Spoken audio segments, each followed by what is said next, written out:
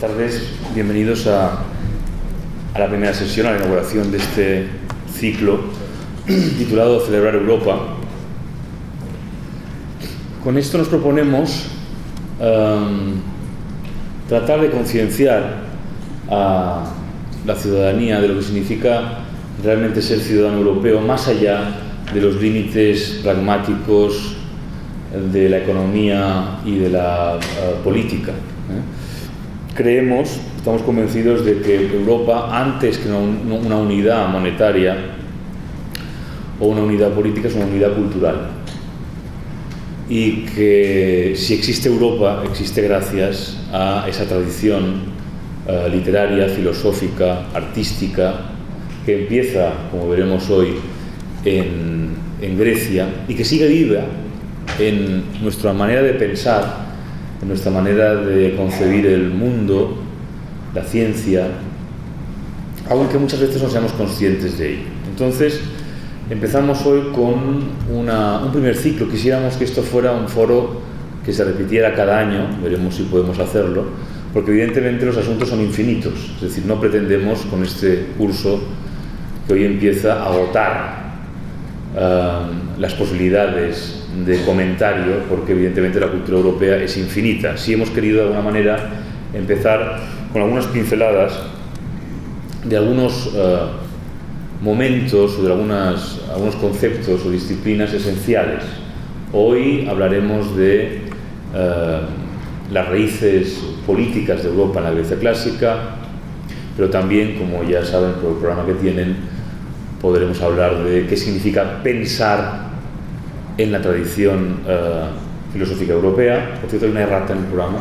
El programa pone qué significa pensar en la tradición filosófica europea. No es exactamente eso. Será qué significa pensar, qué es pensar. ¿Cuál es el concepto de pensamiento en Europa?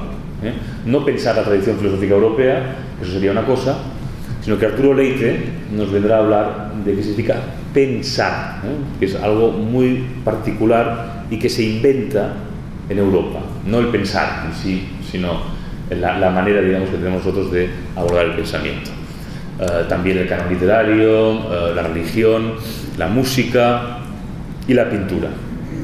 Y bien, y hoy, para hablarnos de las raíces políticas de la Grecia clásica, tenemos el inmenso privilegio de tener entre nosotros a David Hernández de la Fuente, que es, a mi juicio, el más brillante helenista de la nueva generación. David Hernández de la Fuente es profesor en la Universidad Complutense de Madrid, en el Departamento de Clásicas. Acaba de llegar de Madrid para darnos esta charla.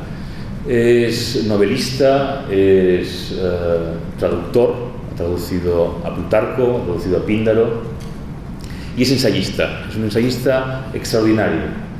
La primera vez que tuve noticia de David Hernández de la Fuente fue gracias a un libro que coescribió con Pedro Barceló, otro eminente helenista de origen catalán y que vive en Alemania. Precisamente es un libro titulado Historia del pensamiento político griego, y que les recomiendo muy vivamente, publicado por Trota, ¿verdad? Y que es, a mi juicio, el mejor resumen que se ha hecho en castellano de la tradición política griega. Pero también ha escrito sobre Pitágoras, sobre oráculos griegos, civilización griega, un libro coescrito con Raquel López Melero, también es un resumen estupendo de toda la cultura griega. Y el último ensayo, que acaba de salir el año pasado, y yo leí este verano, también muy admirado, sobre el mito de Dioniso y Ariadna, titulado El despertar del alma, y publicado por editorial Ariel. Por tanto, están ustedes ante un verdadero experto, alguien que ha trabajado con una seriedad, con un rigor excepcionales, y que nos va a hablar hoy de las raíces que tenemos como europeos en la Grecia clásica. David, muchas gracias por estar con nosotros en el Instituto, en este ciclo organizado por el Instituto y por el CLAC, y estás en tu casa. Muchas gracias. Voy a intentar presentarles esta tarde un panorama sobre por qué Europa y la idea de ciudadanía europea comienza en Grecia. Un panorama que quiero presentarles en tres partes.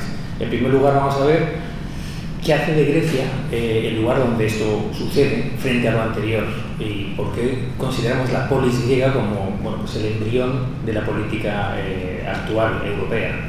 En segundo lugar, vamos a centrarnos en la otra gran aportación griega a la política, que es, como supondrá, la democracia ática o ateniense, cómo se gesta esta, qué características tenía y cómo de Solón a Clístenes y de Clístenes a Pericles tiene un recorrido brillante pero ambivalente con sus luces y sus sombras. Y en tercer lugar, me centraré en la crisis de la democracia, en la crítica a la democracia, porque ahí también está Europa. Europa está también la puesta en duda de las cosas, incluso de sus propios hallazgos y de sus propias invenciones, como es el caso de la democracia. Así que bueno, pues empecemos en este pequeño viaje al pasado, a los orígenes políticos de nuestra querida Europa. Muchos han hablado de la deuda griega, pero ¿deuda de Grecia o hacia Grecia? Grecia es el inicio de Europa, de la sociedad occidental y también de la idea de ciudadanía. En el periodo que denominamos clásico, el siglo V a.C., utilizando un término que procede de la arqueología y de la historia del arte, Europa se funda a través de obras imperecederas del arte y la literatura, como la Atenea de Fidias o el Edipo Rey de Sófocles, nociones políticas y filosóficas fundamentales, como la democracia o la filantropía, y valores del humanismo cívico y ético que hoy sostienen las bases de nuestra cultura europea moderna. En el devenir histórico de Grecia reconocemos el origen de nuestra propia cultura, así como la génesis de un sistema de valores éticos y conocimientos científicos que abarcan las ciencias naturales, sociales y humanas, con orígenes comunes en el saber antiguo y en el anhelo por la búsqueda de la verdad, de los principios de las cosas y del universo, de los Rajai. Es precisamente durante esta época clásica cuando se forjan los cimientos del sistema de representación política participativa que hoy ensalzamos como la mejor forma de gobierno, o la menos mala, ¿no? Siguiendo esa cita tan manida de Churchill. No es casualidad que en este periodo se asienten también los cánones de la estética clásica, las bases del pensamiento lógico y racional, la ética social, el derecho y la justicia equitativa, los géneros literarios, desde la historia al teatro, los principios del método científico y, en definitiva, el modelo de ciudadano que marcará indeleblemente al individuo en la sociedad y en la cultura que llamamos occidental. ¿Qué cerca estamos de los griegos? Nos vemos en ellos como un espejo, y un espejo que no es deformante, sino que es un espejo fiel. Nos vemos reflejados con nuestra problemática ciudadana, personal, con nuestros problemas, nuestras costumbres, nuestros anhelos. Qué difícil es para nosotros, en cambio, verlos reflejados en los egipcios, o en Uruk, o en Ur, desde que los seres humanos, desde que el Homo sapiens, en los orígenes de la historia, se comienza a reunir en ciudades, a convivir en modelos urbanos, en el Antiguo Oriente, en Mesopotamia, y también en la cuenca del Nilo, vemos un modelo político muy diferente, unas teocracias construidas de arriba hacia abajo, con un modelo de economía redistributiva, grandes explotaciones que son trabajadas por mano de obra casi esclava, al servicio de un sistema político-teológico con un palacio-templo, un gobernador sacerdote que crea una especie de cosmos global en el que somos parte como los seres humanos, como súbditos, como piezas, engranajes. Qué diferente con Grecia. ¿Cuál es el origen de Grecia? ¿Cuál es el milagro griego que tantas veces se ha repetido? Bueno, es la polis. Son unas condiciones muy diferentes que hacen que surja el modelo estatal de la polis. Es un modelo de abajo arriba. Es un modelo también condicionado por la productividad del terreno, por la diferencia también geográfica, orográfica del territorio. Ya no son grandes extensiones llanuras con ríos y con amplios regadíos que hay que explotar para la supervivencia de muchos miles de personas.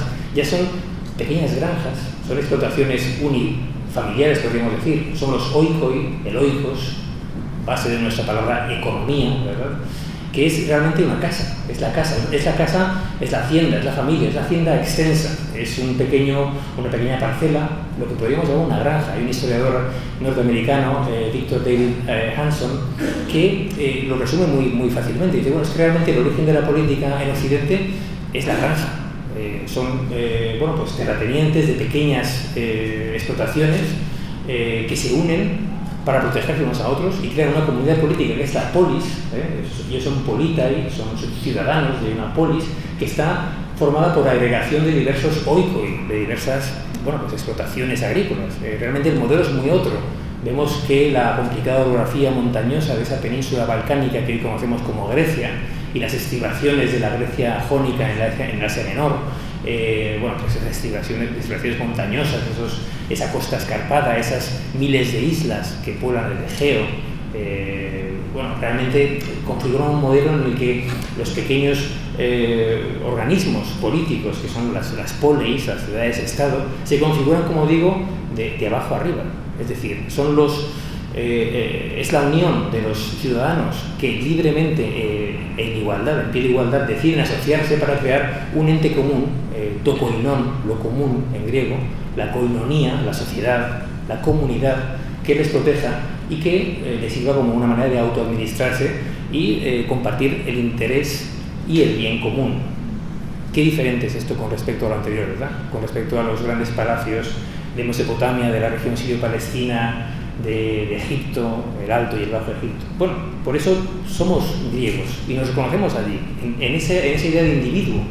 ¿Verdad? Se nos dirá, y lo veremos a la hora de hablar de la democracia, que no es igual el individuo hoy que ayer en Grecia. Realmente los derechos, los deberes, los ciudadanos y las ciudadanas, obviamente las disfunciones de la polis griega son muchas en comparación con la actualidad. El esclavismo, la situación de la mujer. Bueno, esto es un primer paso en la consecución, en pos, digamos, de un ideal de modelo participativo que da sus primeros pasos titubeantes, balbucientes, pequeños pasos de bebé hacia un modelo que es el que hoy, con sus críticas, con sus tensiones, con sus problemas, seguimos mejorando, modelando, criticando y realmente aludiendo a él como, esa especie de familiaridad que tenemos también con el modelo griego.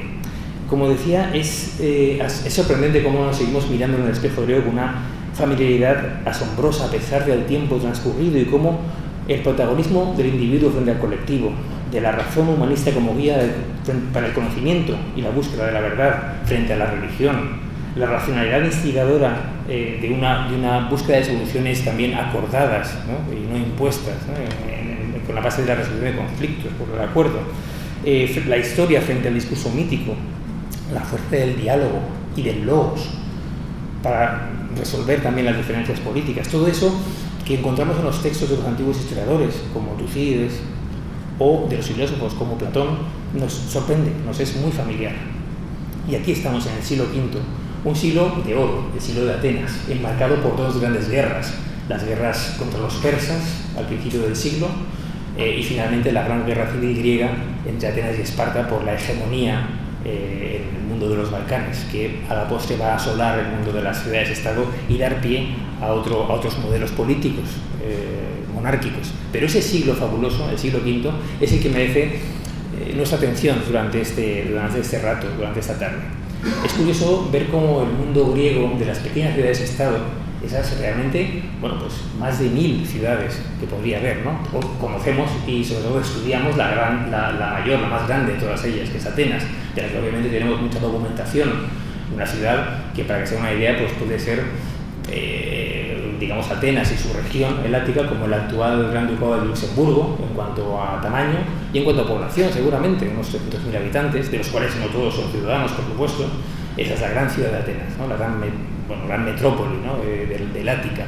Pero hay muchas ciudades mucho más pequeñas. Piensen en Milo, en Melos, ¿no? La antigua Melo, en pequeñas islas que quizá tengan una polis de 100 o 200 habitantes, pequeñas entidades políticas que se autogobiernan y se constituyen como organismos también de derecho internacional, entre los tratados de las ciudades griegas, que son ya abundantes en época arcaica.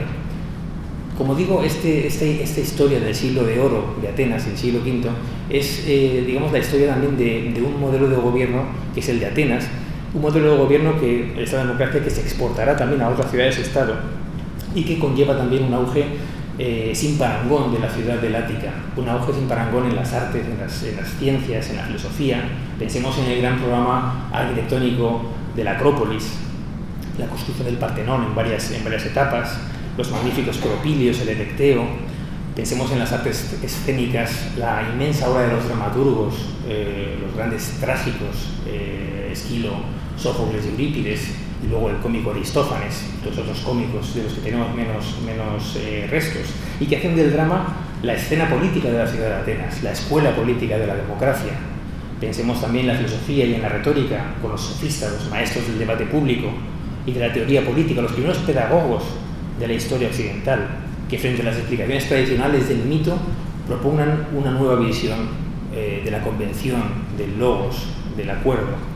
La razón griega avanza sobre la base del lenguaje y del diálogo, del que era un gran maestro también el ateniense Sócrates, uno de los hombres más polémicos de su época, y también del pensamiento abstracto, que se constata, por ejemplo, en la pasión por las matemáticas, la física, la metafísica, la geometría, partes integrales de la escuela pitagórica primero y posteriormente de la academia platónica. También refleja Platón en ese siglo de oro, al término del mismo, desde su escepticismo hacia el sistema político ateniense, el profundo debate ideológico que se genera en la Atenas de este siglo. El discurso político promovido primero por los sofistas y luego en las distintas escuelas filosóficas y retóricas de Sócrates, de Platón, del Liceo, que tratará de argumentar cuáles son las mejores bases del Estado ideal, cuál es el mejor régimen político, y no ahorrará ninguna crítica a los diferentes sistemas gubernamentales, especialmente a la democracia, que en el fondo será históricamente un experimento fallido después de la derrota de Atenas ante Esparta. En este ambiente intelectual se genera también la teoría política, la discusión sobre la constitución idónea, las ideas sobre el gobierno de la ciudad y la validez del sistema de valores ciudadanos para ser exportado de forma universal. A la vez, el siglo de Atenas, gracias a esta nueva toma de conciencia del presente, ve nacer el género de la historiografía, merced al ímpetu investigador de Heródoto, cronista de las guerras médicas, que se implica profundamente en los debates políticos que se producen en el entorno ateniense y los sitúa a veces interesadamente en el mundo persa, famoso logos tripolíticos, el discurso de las tres constituciones, en el que Heródoto, en boca de tres persas, enuncia las bondades de cada uno de los tres grandes sistemas políticos de la época: la monarquía, la oligarquía y la democracia. Y luego, por supuesto, el gran Tucídides, el autor de la monumental Guerra del Peloponeso, historia de la Guerra del Peloponeso, el sucesor de Heródoto y padre de una historia científica e imparcial que será una referencia ineludible para la posteridad. Luego viene el tercer miembro de esta tríada de historiadores, que también tendrá un énfasis importante en la política, Xenofonte, discípulo a su vez de Sócrates, y que hará comentarios históricos en las helénicas y en relatos de acento épico acerca de los últimos años de la Guerra de Peloponeso, cuando ya era palpable la decadencia política del sistema democrático de Atenas. Nos vemos reflejados en estos griegos del siglo V, también en el vocabulario cultural, político, filosófico. ¿Cuántas palabras de hoy que se refieren a la política, empezando por la política misma, el arte de la polis, ¿no? La ciencia de la polis, la techne politicae, vienen del mundo griego? Tiranía, oligarquía, monarquía, el gobierno de uno solo, democracia, incluso liturgia e iglesia son en principio palabras políticas. La liturgia o el impuesto público para ciertos servicios del Estado, o la eclesía, donde viene la palabra iglesia, que es nada menos que la asamblea política donde reside la soberanía del pueblo, del demos ateniense. Bueno, tantas palabras que modelan en todas las lenguas modernas nuestro vocabulario científico y, por supuesto, político. No podemos concebir la política sin ese recurso al enorme legado clásico y a su transformación a lo largo de la historia. Lo más apabullante de todo este legado en la estética, en la política, en la filosofía, es realmente su multiforme adaptabilidad, su capacidad de ser asumido por diversos discursos a lo largo de un tiempo histórico muy diferente. Hay un salto exponencial entre el mundo de las polis griegas y las democracias antiguas y el mundo de las repúblicas italianas del Renacimiento, y después en esa recuperación que en las revoluciones burguesas se va a lograr desde la Revolución norteamericana o la francesa de los modelos clásicos. ¿Dónde miran los florentinos? ¿A dónde miran los franceses o los padres constituyentes de Estados Unidos para establecer las bases de sus ideas políticas? No pueden mirar al ancien régime, no pueden mirar a la monarquía europea tradicional ni a la Edad Media.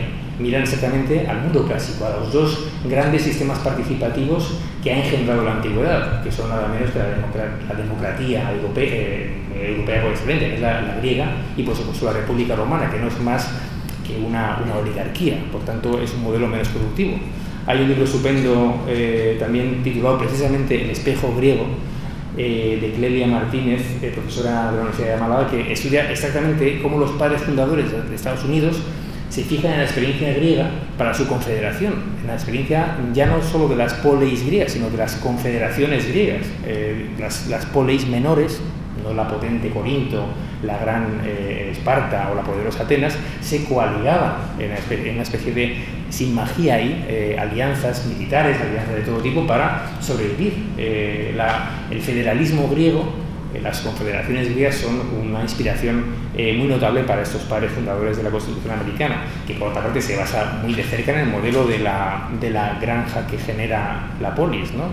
¿Qué otra cosa es el derecho a llevar armas? Que la obligación de la Constitución americana, la enmienda de la Constitución americana, que la obligación del ciudadano obliga a la prestación militar.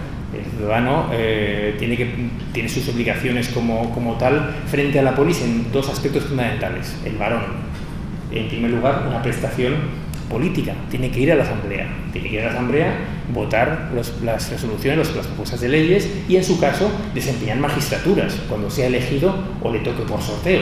El sorteo, que hoy día en nuestra democracia moderna no se usa, quizá era la forma más democrática de obtener un cargo, ¿no? Realmente a uno le tocaba ser jefe o ser elegido para tal o cual magistratura. Es otra manera también de participar, ¿no? Y luego la otra gran prestación era la militar. Cuando había guerra con la ciudad vecina, el ciudadano tenía que tomar sus armas, que costeaba él mismo. Pensemos en modelos también modernos de democracias con obligación de llevar armas y marchar a la guerra, ¿no? Entonces, en el oikos quedaba el ciudadano mayor. El oikos no es la familia solo, sino la familia amplia, ¿no? No solo el kyrios o pater familias, ¿no? Que sería la romana, sino también, bueno, pues una generación anterior, el padre de la familia, quizá hermanos, primos, etcétera, ¿no? La ciudadana, en cambio, ¿en qué consistía su prestación en la ciudad? Las fuentes griegas nos hablan de que la ciudadana tenía la gestión del oikos. Se habla mucho de la situación de la mujer en la antigua Atenas frente a la antigua Esparta, en cómo en Esparta sí había una cierta y relativa libertad femenina de disponer patrimonio, de tener ciertas libertades. En Atenas y en la mayor parte de las poleis, la ciudadana administraba el oikos, pero esto no es cuidar el hogar y los niños, que también la obligación de la ciudadana es dar un heredero, si es posible uno solo, porque la herencia no se debe partir demasiado, ¿no? Luego, es complicado en un lugar tan de orografía y de recursos tan limitados como Grecia, pero aparte de eso tiene que gestionar lo que puede ser una hacienda muy amplia, lo cual requiere no solo la lectoescritura y las matemáticas, sino el gobierno de un nutrido grupo de esclavos, de bestias, de animales, de conocimientos de agricultura, etcétera, etcétera. Eso de puertas adentro del oikos o hacienda familiar. De puertas afuera, la mujer sale para cumplir la otra gran prestación, que es la religiosa. Participa en las festividades de la ciudad, sin las cuales la ciudad no va bien. Como comunidad también en la que la religión tenía un papel cívico, ¿no? Había que sacrificar a los dioses de la ciudad para que la cosa fuera bien. Es curioso cómo democracia y cultura, política y sociedad se amalgaman de una manera casi indisoluble en la antigua Grecia. Hay un debate muy fecundo acerca de si existió realmente separación entre Estado y sociedad en la antigua Grecia, en el sentido en el que lo tenemos hoy día. Si podemos hablar de una sociedad civil y el Estado aparte, o si no. Hay varias teorías al respecto, hay opiniones encontradas, pero en todo caso lo interesante es recalcar que el surgimiento de una idea de individualidad, de ciudadanía, digamos, de esas prestaciones, de esas obligaciones frente a la comunidad, de esos derechos que se adquieren de la comunidad, de la formación de un ente político de abajo arriba, por la unión de ciudadanos libres e iguales, ya digo, algunos más libres e iguales que otros, ¿no? Obviamente ciudadanos solos, no estamos hablando ni de esclavos ni de extranjeros. La ciudadanía en la antigüedad es un concepto altamente restrictivo, no es ciudadano cualquiera. A partir de cierto momento en Atenas solo serán ciudadanos los hijos de ciudadano y ciudadana. Por eso ser ciudadana es importantísimo, porque solo puedes engendrar ciudadanos legales para heredar el lote de tierra que te es asignado, digamos, o que te corresponde por herencia, si engendras tu descendencia con una ciudadana, entre una ciudadana y un ciudadano. Es decir, es un sentido restrictivo, ¿no? Son unos pocos que, ponía el ejemplo de Luxemburgo, ¿no? Imaginemos Luxemburgo y sus 300.000 habitantes. pues quizá los ciudadanos fueran 40.000 de esos 200.000 o 50.000, de los cuales varones, pues pensemos, ¿no? Es interesante hacer esos números también para reparar en también las diferencias y los abismos que nos separan de la democracia antigua, ¿no? Obviamente los metecos o los extranjeros, los comerciantes, no tenían derechos políticos, ¿no? Sí de otra índole. En todo caso, lo que nos interesa también de Grecia es ver cómo la polis simboliza ese momento de querer vivir juntos y de que, bueno, pues unos ciudadanos que en principio se reconocen como iguales se sumen en una asamblea y decidan autogobernarse en pie de igualdad. Eso es una cosa que hoy día nos parece una tontería, ¿no? Hoy día pues, hoy lo hacemos en la comunidad de vecinos y lo hacemos en muchos aspectos de la vida diaria y en la asamblea de padres de colegio, etcétera, etcétera. Pero es un gran salto en la historia de la humanidad, ¿no? Es un gran y muy notable salto. Obviamente, para ser esos iguales hay que tener unos prerequisitos. En Esparta, por ejemplo, los iguales, los homoioi, ¿no? En griego, los espartiatas no son todos, son solo esos varones guerreros, luego están los ilotas, los otros colectivos que no pueden ser iguales, ¿no? Pero esos iguales sí montan una comunidad política a la imagen actual, ¿no? Y esto no es, no sucede solo en el siglo V ateniense. Si ustedes leen Homero, mucho ya se ha discutido sobre Homero, ¿no? En Homero tienen en la Ilíada, el campamento de los griegos, es verdad, tiene un líder, ¿no? Agamenón, es el pastor de pueblos, el gran caudillo de todos los caudillos griegos, ¿no? Que van allí a luchar contra Troya, pero él no es un rey absoluto, no es un monarca, no manda realmente. Para tomar cualquier decisión, ¿qué hace? Reúne a todos los basileis, a todos los reyes, que son iguales, tienen que votar, tienen que decidir si van a la guerra, si hacen la paz, si se retiran, si no. Bueno, es una idea muy griega, estamos hablando del siglo VIII a.C. Esto es el gran avance, ¿no? Es el gran avance constitucional, podríamos decir, del mundo griego. La polis para los griegos simboliza entonces una unión, una enosis, ¿no? Una comunidad, ¿no? Una koinonía, ¿no? Un tokoinon, ¿no? Una vida común, un koinos bios, ¿no? Donde viene la palabra cenobio, ¿no? Koinos bios, ¿no? Una vida común, ¿no? Los seres humanos se reúnen para vivir en común y se reúnen con esa idea de que todos pueden decidir en nombre de esa comunidad, ¿no? La polis tiene un triple sentido en esa unidad. Es una unidad física, es una unidad constitucional y una unidad comunitaria. Se funda a sí misma, se reconoce como un sujeto también aparte, ¿no? Que es la idea de que existe un Estado, ¿no? Es una comunidad solidaria de hombres y mujeres nacidos o radicados en la polis, también se puede conceder la ciudadanía, que se engendra sobre esa especie de suma de parcelas particulares en las que cada uno cede un poco de su libertad, ¿no? ¿Qué es más propiamente europeo que eso? Bueno, eso es Europa, ¿no? Eso es esa suma. Ahora estamos hablando de ceder soberanía, ¿no? La soberanía es una palabra que está muy en boga, ¿no? Últimamente. Y estamos cediendo soberanía a otras entidades, a entidades supranacionales.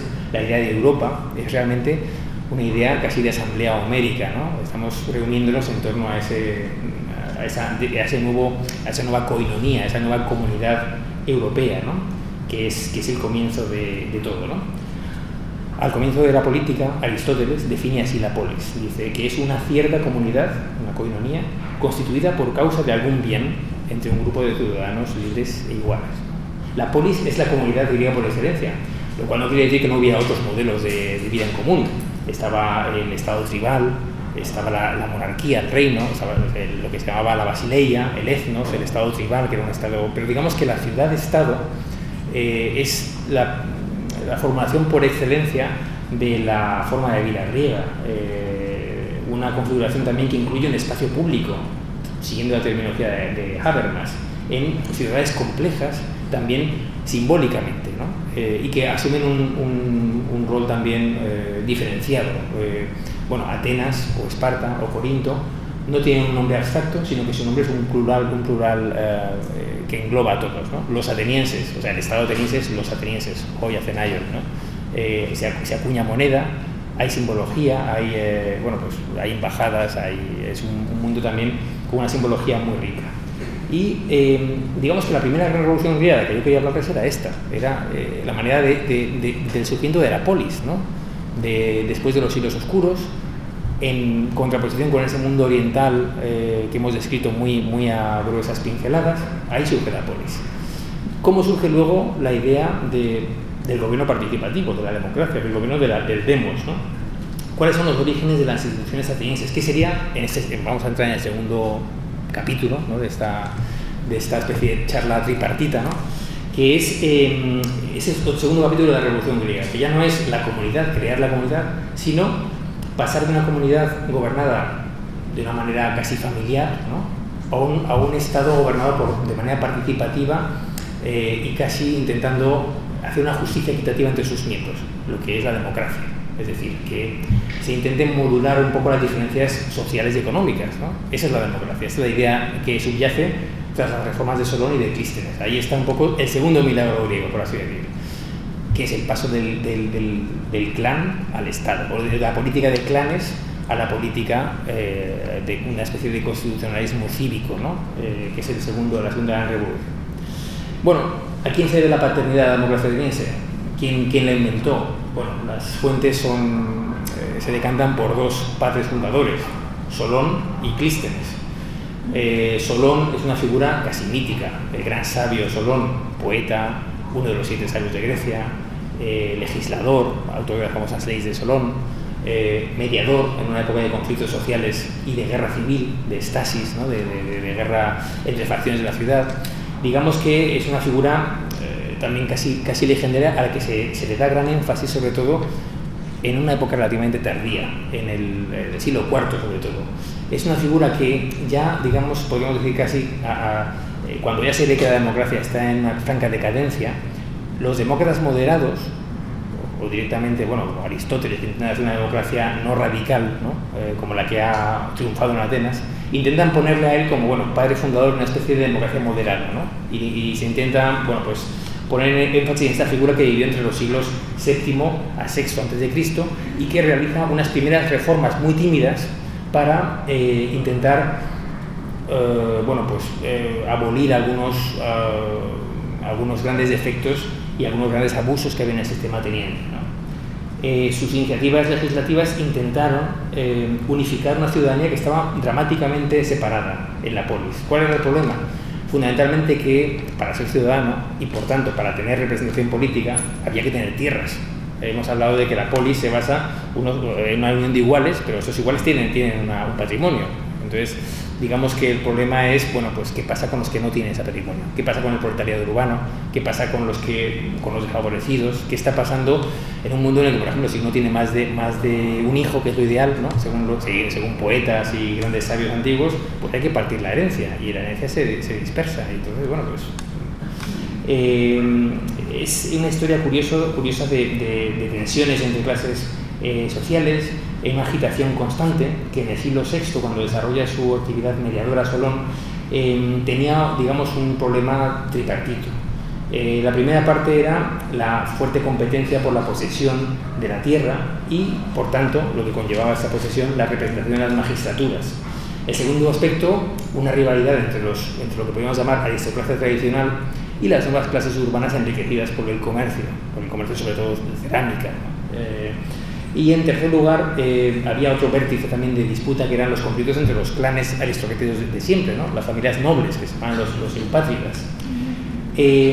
Una figura de prestigio, una persona con autoridad, un sabio, un anciano, un poeta, es nombrado como mediador entre las facciones que están llegando no a las manos sino a la sangre, ¿no?, en una especie de gran discordia civil. Y Solón, como mediador, como legislador, nomocetes, él pone las leyes, ¿no?, enuncia una serie de principios para intentar resolver la situación, pero en absoluto crea una democracia. Es una especie de avance hacia, ¿no?, pero no será lo que se puede entender por una democracia.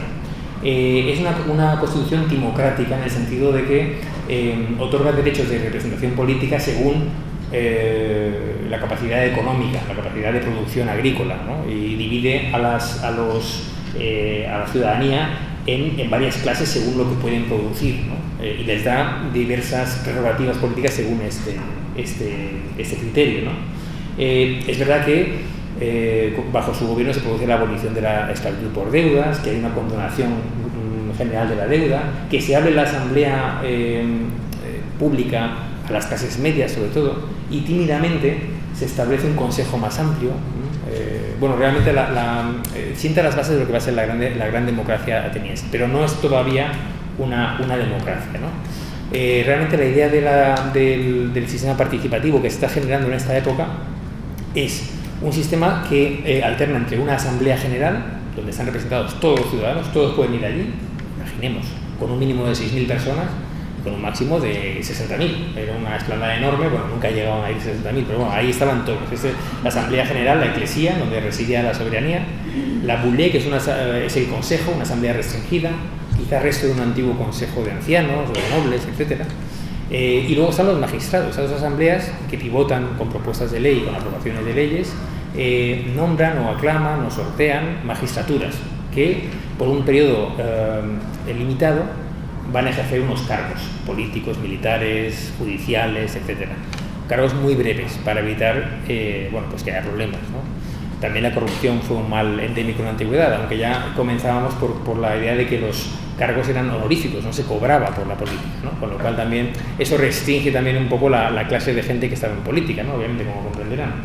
Pero bueno, digamos que el primer ímpetu de Solón es intentar solucionar esos problemas. Después de Solón, los conflictos no se resolverán, seguirá habiendo una gran tensión social y llevará a upar a un político populista, podríamos decir, que es Pisístrato, que instaura una tiranía en Atenas. La tiranía no es, bueno, la tiranía en la antigüedad no tiene una connotación negativa. Tiranos es una palabra no griega, seguramente lidia, que designa a una especie de hombre nuevo, que con apoyo popular o con apoyo de varias facciones se aupa el poder de una manera más o menos violenta, secundado por bueno, pues una fuerza armada también, y que intenta hacer una especie de redistribución de la tierra, del poder. Muchos de los tiranos de la época arcaica en Grecia, no solo en Atenas, en Corinto habrá tiranos, en otros lugares, intentan bueno, pues cambiar un poco las cosas. Es un movimiento también reivindicativo, que curiosamente en muchos casos, en Atenas por ejemplo, establece una sucesión. Pisístrato será sucedido por sus hijos, ¿no? Será como una especie de monarquía, ¿no? En ese sentido. Pero bueno, curiosamente la experiencia tiránica en Atenas acelera las reformas democráticas, ¿no? Que van a llegar con la otra gran figura que les mencionaba, que es Clístenes, uno de los miembros más brillantes e inteligentes de la familia de los Alquemeónidas, una de las grandes familias nobiliarias de Atenas de siempre, que bueno, pues toma el poder frente a los bueno, se hace con el poder, se convierte en un hombre fuerte de la ciudad, justamente en la transición entre el siglo VI y el V. Sus reformas son más o menos, se pueden tardar en 507 antes de Cristo, ¿no? Y también influido quizá por ideas filosóficas. Hay un profesor americano, Josiah Ober, que habla de la democracia epistémica, diciendo que bueno, las ideas de Clístenes son ideas casi de una democracia matemática, es decir, que escoger el mapa de Atenas y las clases sociales y el dinero, los ingresos y las rentas, y decir, bueno, vamos a ver cómo organizamos esto para hacer un sistema que sea más equitativo y más representativo de la pluralidad de voces que tenemos en este país, en esta ciudad, en esta comunidad, ¿no? Bueno, esas son teorías también modernas muy interesantes. El caso es que lo que hace Clístenes es intentar atajar ese triángulo de problemas del que les hablaba antes en la base, que no era realmente, bueno, era la tierra, por una parte, era la posesión, la propiedad de la tierra, pero también era el clientelismo, podríamos decir casi anacrónicamente, el caciquismo que existía con las grandes familias de Atenas, que eran 4 o 5 familias que realmente gestionaban por influencia la política, ¿no? Cosa que en comparación con Roma pasará en Roma nunca se solucionará esto. Roma siempre será una política, la República Romana siempre será oligárquica y será controlada por las mismas familias, ¿no? Por variantes, ¿no? En Grecia, sin embargo, Clístenes lo que hace es romper eso, rompe el predominio de los clanes y va desde una política de clanes a una política de ciudadanos, ¿no? De una manera muy efectiva. ¿Cómo lo hace? Pues bueno, acomete una reforma muy interesante, muy inteligente, con el refrendo del oráculo de Delfos. Primero reforma las tribus. Las tribus no son tribus en el sentido antropológico, son bueno, pues una especie de agrupaciones de la ciudad de Atenas. Eran 4, establece 10 tribus, reforma las circunscripciones electorales, los nomos, ¿no? de forma que los que votan juntos y mandan juntos su representación al Consejo, bueno, en la Asamblea van todos, ¿no?, como he dicho, pero los que van al Consejo, que es donde salen los proyectos de ley, los que realmente dirigen un poco llevan las riendas de la dirección política de la ciudad, son gente de demos de lugares separados geográficamente. Esto lo logra, aparte de dividiendo todo en demos, dividiendo la ciudad en 3 partes: la costa, Paralía, la ciudad, Asti, y el interior, Mesogion lo llama. Entonces, ¿qué está haciendo? Va a abolir digamos, la democracia censitaria o timocrática que había implantado Solón, rompe las unidades de intereses geográficos, es decir, no vamos a votar los catalanes juntos, los valencianos o los andaluces para el Congreso, sino que se mezcla una circunscripción de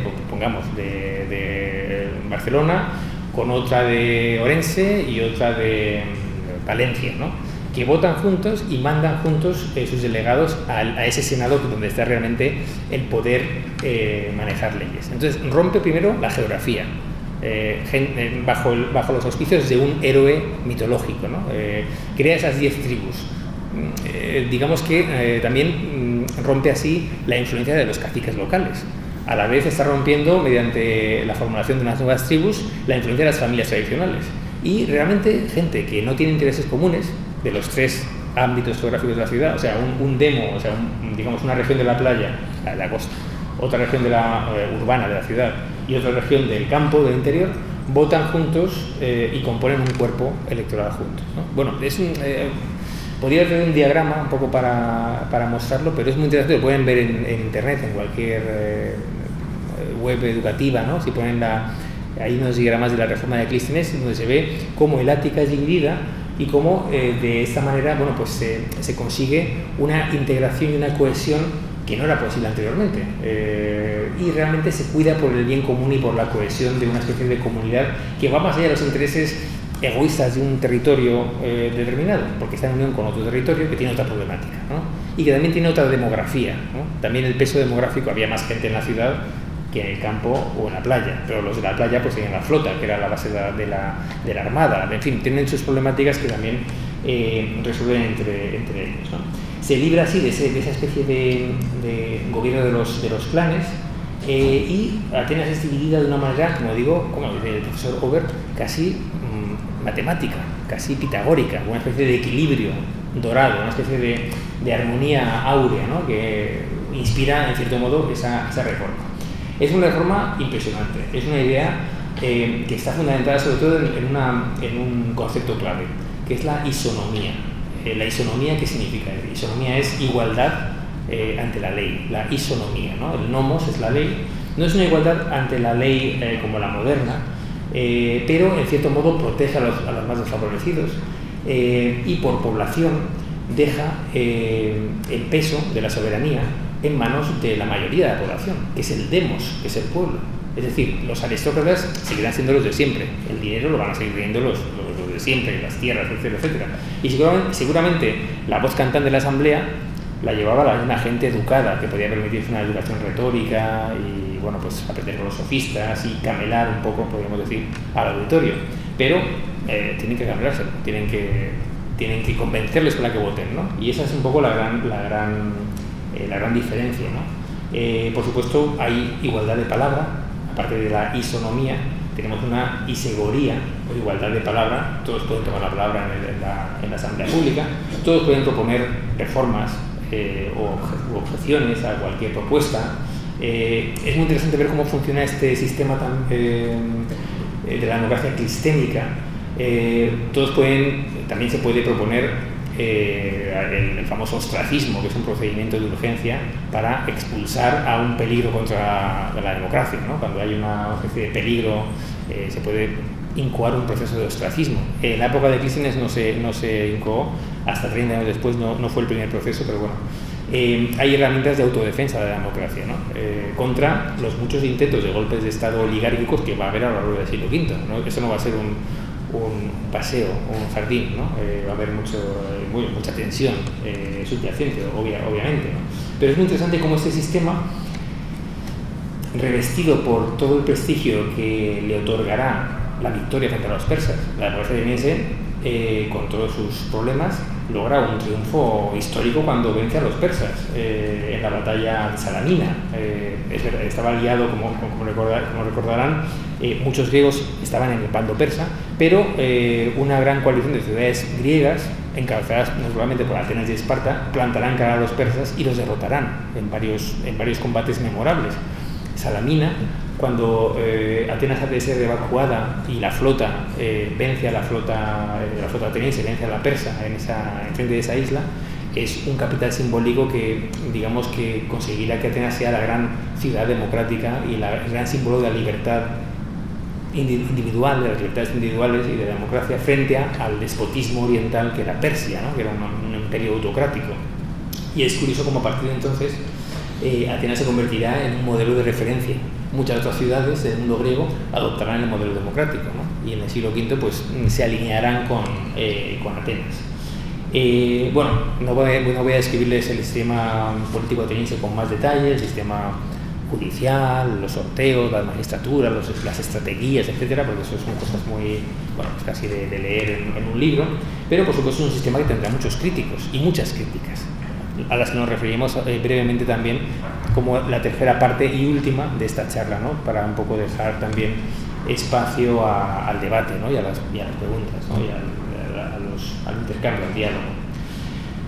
Habrá una crítica a la democracia que será ya constante desde el principio. Obviamente, muchos aristócratas no ven bien esto de que cualquiera pueda alzar la voz en la asamblea, ¿no? Y ya desde época de Heráclito, el famoso filósofo presocrático, hay voces que se levantan y dicen, bueno, ¿cómo puede ser que un remero tenga misma voz en la asamblea que un gran poeta, o que un gran dramaturgo, o que un gran terrateniente, o un gran general, ¿no? ¿Cómo puede ser esto, ¿no? Hay que pensar también que la base teórica de la democracia es la sofística. En esta época Atenas se convierte en una especie de centro que atrae a todos los intelectuales de Grecia, que en el siglo anterior habían hecho su auge cultural fuera de Atenas. Si se dan cuenta, el siglo anterior, el del nacimiento de la filosofía, es en Jonia y en el sur de Italia, en la Magna Grecia. Está la escuela de Tales, Mileto, Anaxímenes, Anaximandro, los grandes científicos, escritores, filósofos, etcétera, están en el Asia Menor o en el sur de Italia, Parménides, Pitágoras, Empédocles. ¿Qué pasa en el siglo V a raíz de este triunfo, de este establecimiento de la democracia ateniense y de este triunfo de Atenas militar, ¿no? Democracia y milicia van un poco de la mano también, ¿no? Porque la flota es el pueblo, ¿no? Como digo, cada ciudadano se puede costear sus armas. Hay caballeros que pueden pagar un caballo, hoplitas que pueden pagar una armadura, y el proletariado urbano, que no puede pagar nada, va a remar a la flota, ¿no? ¿Qué pasa entonces con este éxito y este prestigio? Pues que Atenas se convierte en la meca de todos esos intelectuales que van a llegar atraídos por el brillo de una ciudad que se convierte en una especie de gran ciudad imperial casi, ¿no? Una especie de imperio democrático, curiosamente, ¿no? Y llegan allí todos estos sofistas, Gorgias, Protágoras, de Abdera o de Leontinos o de todos los márgenes, llegan al centro, que es Atenas, y allí van a establecer los sofistas. La sofística ha caído un poco en desgracia, porque Platón la criticó y ya somos demasiado platónicos, pero claro, realmente la sofística es la base es la teoría política de la democracia. El diálogo, los acuerdos, las convenciones, los grandes maestros de la democracia son los sofistas, ¿no? Y ellos crean escuelas de oratoria, escuelas de cómo defender mejor los argumentos, y es curioso ver cómo en esta época Atenas alcanza su auge político, ¿no? Un auge que llevará a la postre también a una democracia radical, a la democracia que propugnan Efialtes o el propio Pericles, ya en época de la guerra con Esparta, que va hacia el final del siglo. Una democracia radical que obviamente pues plantea muchos problemas y críticas a los intelectuales o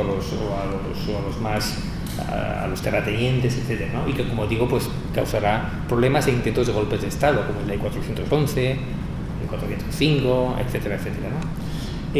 Hasta la derrota de la democracia con el gobierno títere de los tiranos pro-espartanos en Atenas, ¿no? Y posterior restauración de la democracia. Pero es curioso cómo esta ciudad-estado brillante y meca de la cultura y de las artes también tendrá un lado oscuro. Tucídides, en su historia de la guerra del Peloponeso, habla de Atenas como una polis tiranos, una ciudad tirana.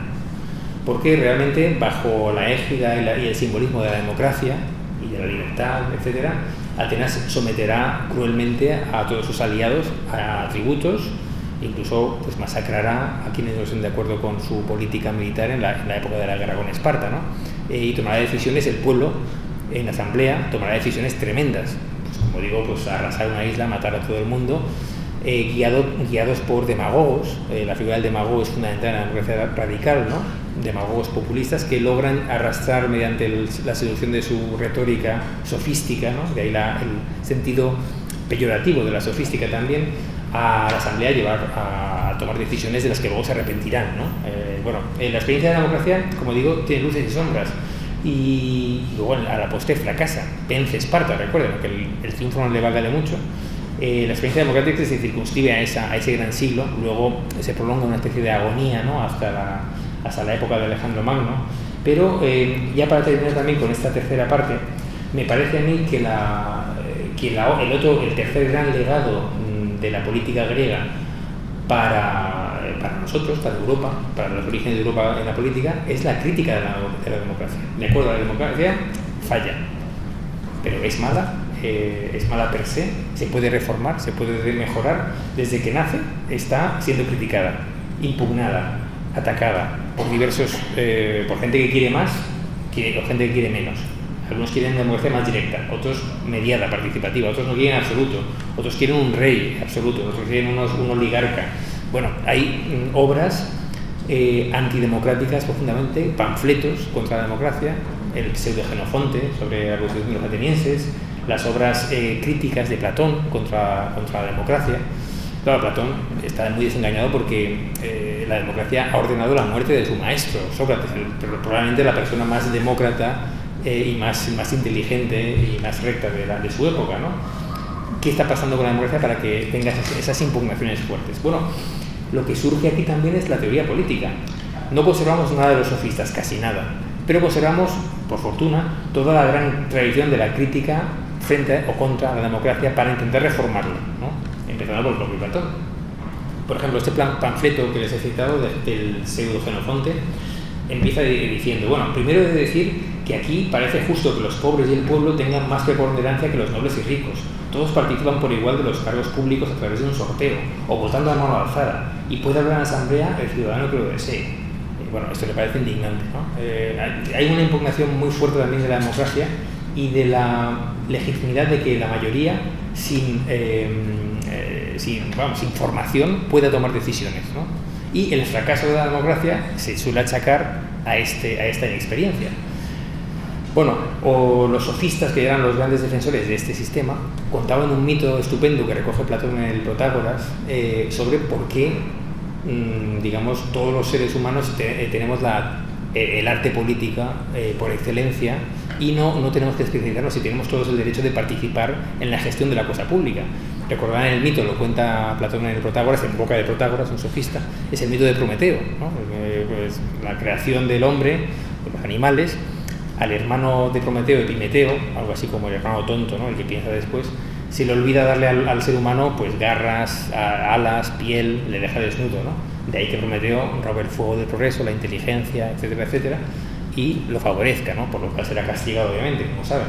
Pero luego tiene un problema. Viene Hermes y dice a Zeus, oye Zeus, tenemos un problema, los seres humanos, bueno, sí, tienen el fuego del progreso, se han reunido en ciudades a vivir juntos, pero se matan unos a otros porque no tienen el don de la política, viven en unas comunidades prepolíticas y no son capaces de no matarse. Entonces, ¿qué hacemos, no? Y dice Zeus, vamos a darles dos dones. Antes Prometeo había robado la inteligencia y el fuego, ¿no? El progreso. Y entonces Zeus dice, vamos a darles dos dones, el pudor y la justicia, o el respeto. Hay dos idike, ¿no? Dos palabras griegas, el respeto y la justicia. Con esto todos tendrán el arte de la política. Y le dice Hermes, pero ¿cómo hago? ¿Hago como hicieron estos anteriores, Prometeo y Epimeteo, que repartieron al águila las alas, al oso la piel, y o hago como con las profesiones? A uno le hago médico, a otro le hago arquitecto, y dice Zeus, no, a todos por igual. Todos tienen que tener respeto y justicia. Un sentimiento que facilite que todos puedan tomar la decisión oportuna en pro del bien común.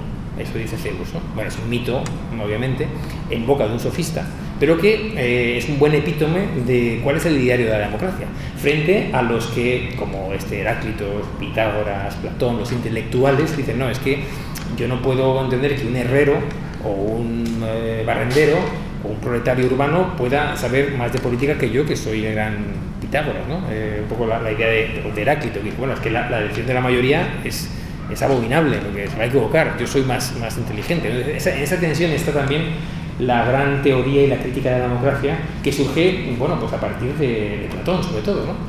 Me voy a detener en Platón, no voy a ir más allá, porque realmente es la gran fuente para esta época, es el gran, bueno, teórico de esa crítica frente a la democracia, es el gran intento de reformar la polis de una época crepuscular.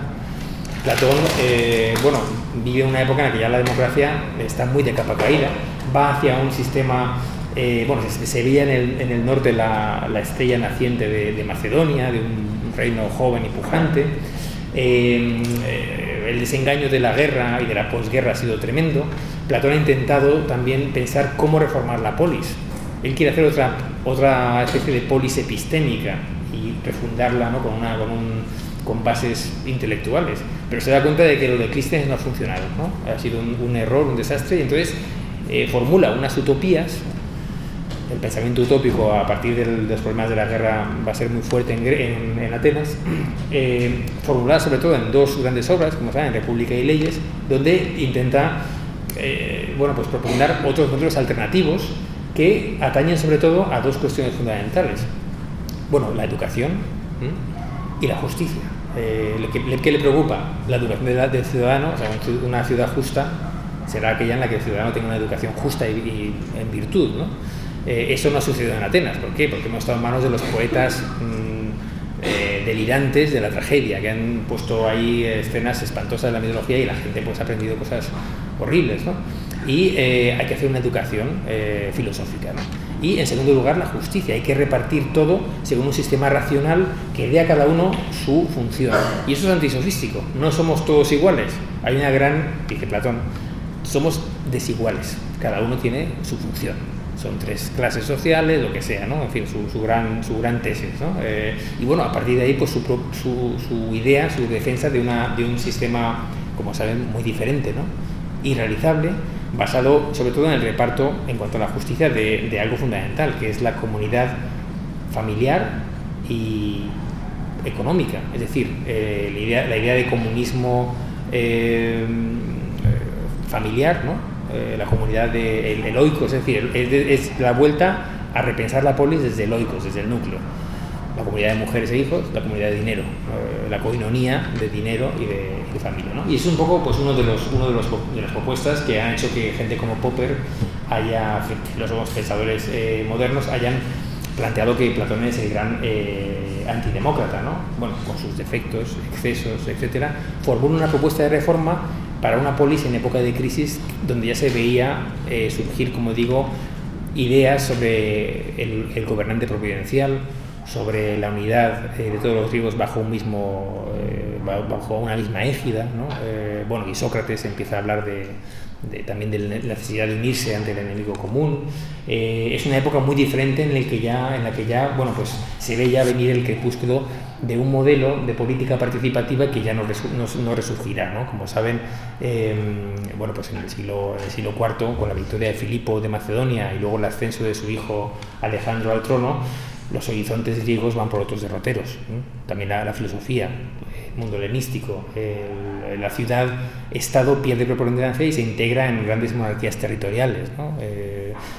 Tendrán cierta autonomía casi municipal, anecdótica y cultural, filosófica, etcétera, pero realmente ya nunca más se gobernarán a sí mismas, ¿no? Es por tanto una experiencia muy breve, si se dan cuenta. Estamos hablando de ¿cuánto? Un siglo, escaso, poco más o menos, con luces y sombras, con problemas, con tensiones, con guerras civiles, con intentos de golpe de Estado. Es un mundo muy convulso de la democracia, como recoge últimamente un libro magnífico de Luciano Cánfora, publicado en Anagrama, que se llama El mundo de Atenas.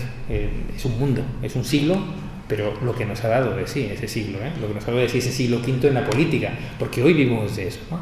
Entonces, hoy quería traerles este tríptico, digamos, de 3 grandes legados que hacen del griego el primer ciudadano europeo. En primer lugar, hemos visto cómo se engendra el concepto de ciudadanía con el surgimiento de la polis, como comunidad que va de abajo arriba, ¿no? En segundo lugar, hemos visto cómo surge la democracia, como una manera de establecer una especie de justicia equitativa entre las diversas facciones, entre los intereses económicos de diversas clases sociales, entre los intereses económicos de diversas zonas geográficas. Bueno, cómo se crea una comunidad que pueda armonizar eso. Y en tercer lugar, hemos visto como otro gran ingrediente de ese legado, cómo la crítica a la democracia y la crisis de la democracia es democracia. O sea, no está mal darle vueltas a esto, digamos, ¿no? Desde ya Jenofonte, el pseudo-Jenofonte. Tenemos que darle vueltas, tenemos que seguir dando, bueno, pues una especie de vuelta de tuerca al sistema democrático que, por supuesto, hemos heredado de forma mediada por esa larga cadena histórica que ha querido recuperar el legado clásico, pero que aún hoy, bueno, pues nos da respuesta a esa pregunta con la que empezábamos, ¿no? Deuda griega. La deuda griega, el problema de la deuda griega es deuda de Grecia o deuda hacia Grecia. Pues muchas gracias por su atención, nada más.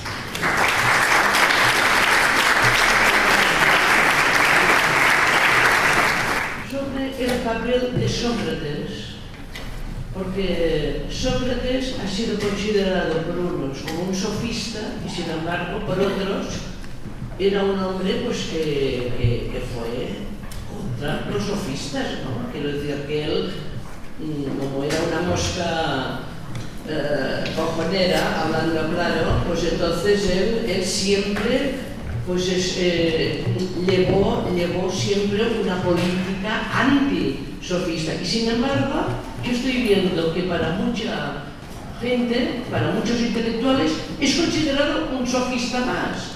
Y yo me gustaría pues, que usted me lo pudiera resolver.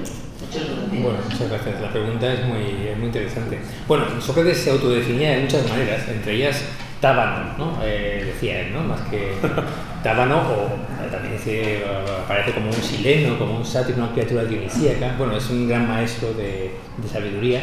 Pero claro, sobre su actividad política hay muchas versiones, como bien dice, ¿no? Como bien afirma.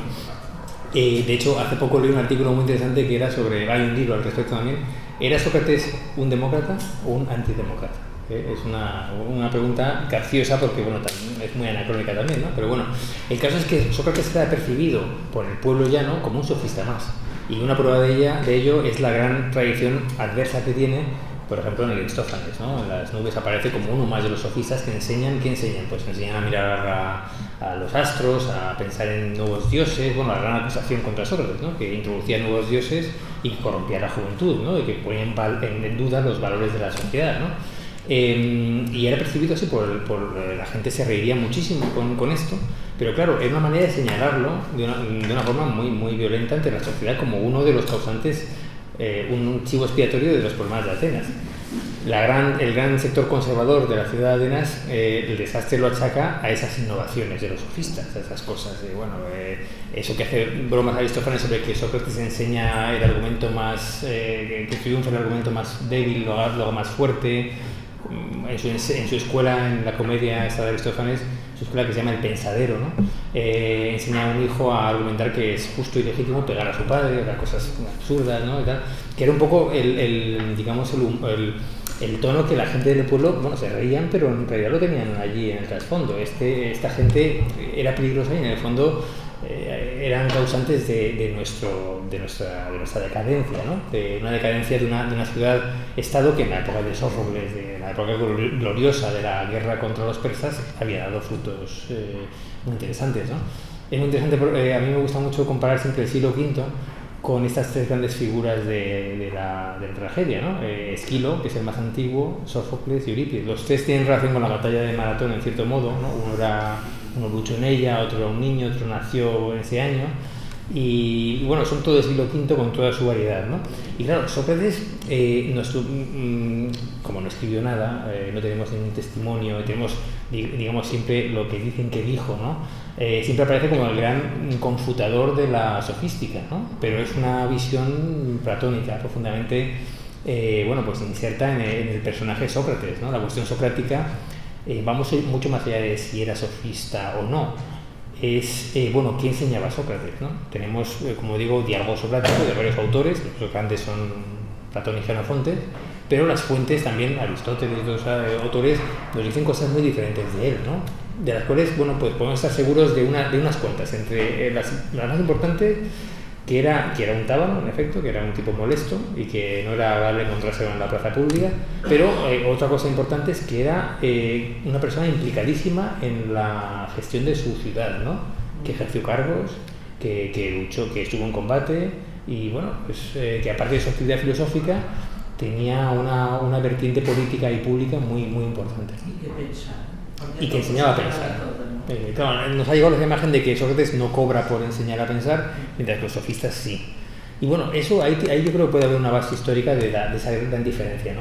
Por eso Platón le pone como personaje en todos sus diálogos, salvo en uno, como, bueno, pues digamos, un símbolo de lo que puede llegar a hacer el ciudadano ateniense en una ciudad refundada bajo unos parámetros filosóficos de virtud, de bien común, etcétera, ¿no? Es un gran héroe filosófico, ¿no? La gran enemistad era porque él no cobraba precisamente y nosotros sí, porque él impartía sus clases o sus doctrinas sin recibir nada a cambio, a diferencia de los otros que sí lo hacían, y de ahí empezó a salir toda la envidia y toda la... Sí, seguramente, hombre, lo que pasa es que Sócrates, insisto, el retrato que tenemos de Sócrates, platónico, no le interesa enseñar lo que a los jóvenes de familias bien les interesaba aprender. Un joven de familia bien en Atenas, ¿qué quiere aprender? No quiere aprender filosofías metafísicas así muy alambicadas, no quiere aprender sobre los astros o sobre la física, no, quiere aprender a hablar bien en la asamblea para triunfar en la política y en lo judicial. Uno tiene que saber hablar bien en público y hacer buena carrera, ¿no? Entonces, y eso se pagaba. Quiero decir, Sócrates no enseña nada de eso, enseña la virtud, la justicia, la mejor manera de ser un buen ser humano, un buen ciudadano, pero el tema de triunfar en la asamblea eran técnicas retóricas, y eso la sofística sí que con su énfasis en la retórica y en la manera de intentar vencer siempre y sobreponerse frente al adversario, pues tiene parte de responsabilidad, pero esa es la parte negativa. Pero luego pensemos que la retórica está ligada a la democracia. Hablar bien en una reunión, en una asamblea cualquiera, era fundamental. Entonces, obviamente, por esas lecciones se cobraba. Bueno, era. Sí. Sí.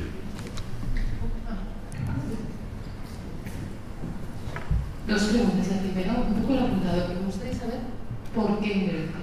¿Por qué? O sea, ¿por qué en Grecia se dieron una conjunción astral para que se pudiera implantar una fórmula tan revolucionaria, tan diferente a las estructuras vigentes en el momento? Y segundo, ¿se podría entrar un poco en las recetas o propuestas que dio Platón para reformar la democracia? La primera era ¿por qué Grecia? Bueno, al principio hice un poco una valoración. ¿Por qué Grecia? Bueno, Grecia, en principio, la manera es que ya simplemente la propia geografía nos dice mucho. Es decir, en el oriente tenemos el Tigris y el Éufrates, tenemos el Sinde fértil, tenemos los grandes ríos, las grandes irrigaciones, extensiones de terreno, etcétera, donde se juntan muchos seres humanos para vivir. O sea, Uruk, o Xirrinco, cualquier ciudad, o Tebas, pueden albergar mucha población y pueden alimentar a mucha población, ¿no? Porque son grandes extensiones. Grecia, ¿cómo es? Es pobre, la tierra no da mucho fruto, tiene ríos pequeños, es muy montañosa, favorece la dispersión, favorece, digamos, no el latifundio precisamente, no las grandes extensiones de tierra cultivable. Entonces favorece esa especie de explotaciones casi unifamiliares, ¿no? Bueno, de familias, lo que yo he explicado un poco así, grosso modo, como la granja. O sea, este historiador que me gusta mucho, es un historiador hay muchas teorías de por qué Grecia, de todas maneras, ¿no? Este historiador dice, bueno, es que realmente la polis surge porque es una especie de política de granjas, ¿no? O sea, son, pues unidades. O sea, ¿por qué la idea de juntarse para defenderse, ¿no? Como pequeñas aldeas preexistentes que forman una ciudad, ¿no? Lo que se llama el cinecismo. Otros, por ejemplo, hay otro historiador muy interesante que se llama Seaford, que habla de de la relación entre el surgimiento de la polis y la moneda. La moneda, aunque hay dudas, bueno, hay teorías, hay dos teorías principales sobre el origen de la moneda, seguramente es un invento griego del siglo VII a.C. Hay quien dice que hay precedentes en Persia, tal igual, pero no, seguramente es griego. La moneda me refiero al dinero, al concepto de dinero. O sea, la idea de por qué conviene, en vez de atesorar grano o olivas o lo que sea, por qué conviene atesorar cosas absurdas como papel, ¿no? Papel o unos pedacitos de... O sea, el dinero. El concepto del dinero es una abstracción que surge en la Jonia, influencia de Lidia también, donde surge la filosofía, ¿no? Y para este autor, la abstracción que supone el dinero es la misma que luego representa la polis como koinon, como comunidad, como una especie de ente abstracto por encima de nosotros, pero que somos nosotros, que es la unión de todos nosotros. También la idea de Grecia es que, y esto también no lo he dicho, pero es un tema muy interesante, es que la polis es una comunidad de ciudadanos y ciudadanas, ¿no? Pero que da igual lugar. Hay un par de casos históricos que son apasionantes. Brevemente lo cuento. Por ejemplo, una ciudad focea acosada por los persas. La ciudad está a punto de caer. ¿Qué hacen los focenses? Se van todos. Quiero decir, la ciudad, bueno, pues que le den a la ciudad. Quiero decir, bueno, vamos aquí, pues dejamos las ramblas, pues que vengan los persas en las ramblas. Nosotros nos vamos porque somos un pueblo y podemos estar aquí, somos una comunidad, podemos estar aquí, podemos estar allá. ¿Dónde se van? Pues a Marsella, bueno, a Italia, luego a Marsella, luego, bueno, y sobreviven. Otro ejemplo histórico, ya citado, el de Salamina. Bueno, vienen los persas y van a tomar Atenas, van a arrasar Atenas, que es una ciudad hermosísima con sus monumentos, al igual. ¿Qué hacen los atenienses? Reciben un oráculo de Delfos que dice, bueno, la ciudad se salvará gracias a una muralla de madera. Bueno, estupor, ¿qué significa eso? ¿Que hay que hacer un muro de madera? No, lo interpretan como que hay que confiar en la flota, que es la muralla de madera, ¿no? Entonces evacúan la ciudad y se van a otro campamento con otros aliados para preparar la batalla de Salamina con la flota. La ciudad es arrasada, los persas la destrozan y se llevan las riquezas, bueno, luego la recuperará Alejandro Magno, pero bueno, eso es otra historia, la arrasan, ¿no? Y la comunidad política, la polis, se va.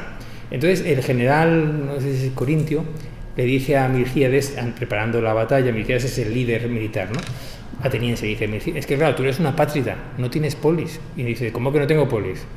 Como burlándose, es que has abandonado tu polis. Es que la polis no es la geografía, no son las calles, no son los templos. Esta es la polis, o sea, la ciudad en armas, es decir, estos barcos que tengo aquí, esta gente que confía en mí, esa comunidad política, que somos un koinon, una comunidad, algo común, ¿no? Somos muchos, pero somos uno solo. Esto es la polis, ¿cómo voy a ser yo una pátrida? Esa es mi patria, estamos todos aquí. Entonces, esa es la idea que no está en Oriente y que es la idea que hace de la ciudad, bueno, griega, la ciudad-estado, el Estado, bueno, pues esa especie de, la idea de patriotismo constitucional, ¿no? Tú haces una constitución en la que crees de abajo arriba y conformas una comunidad cohesionada que no importa que esté aquí o allá, siempre hay un vínculo de solidaridad entre esa comunidad que es indestructible, ¿no? Un poco esa es la gran revolución, ¿no? Y la otra pregunta no me acuerdo cuál era. ¿Se puede avanzar en las propuestas de Platón para la reforma? Bueno, eso es para una enciclopedia, ¿no? Pero vamos, así, digamos, resumiendo mucho, lo que ve Platón es que el fallo de la ciudad, o sea, Platón es una especie de vuelta al arcaísmo. Es una puesta pone en cuestión, en cierto modo, la idea de que todos podamos gobernar en pie de igualdad. La idea de que todos seamos iguales y defiende simplemente que no somos iguales. Que él, que es un sabio, filósofo, sabe cómo es el alma humana y sabe cómo tenemos que repartir las virtudes, las cualidades, sabe de qué nos debemos ocupar cada uno. Hay varias clases, una que produce, otra que bueno, esto nos suena mucho, ¿no? Casi a feudalismo, ¿no?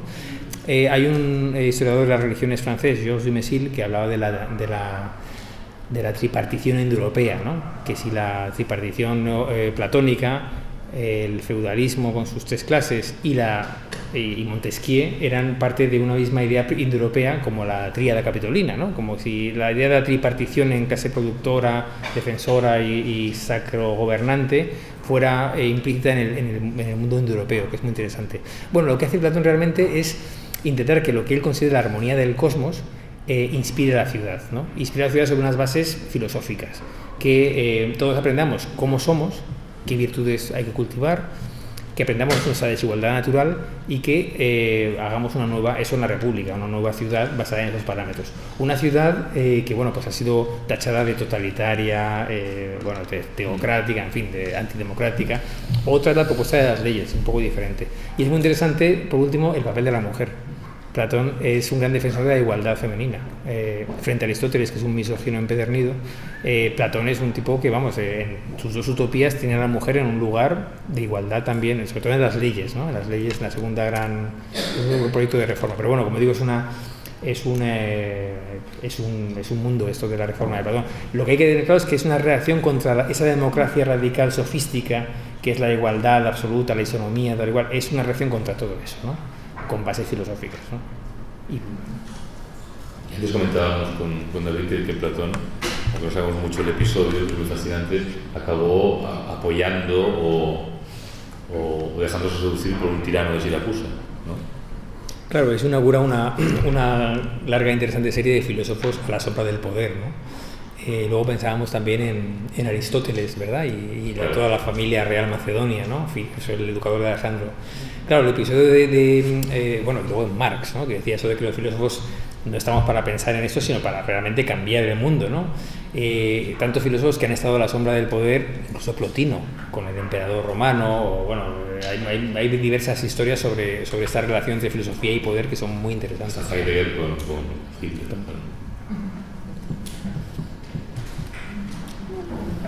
¿Alguna pregunta más? ¿No? Entonces, muchísimas gracias, David, por esta espléndida charla.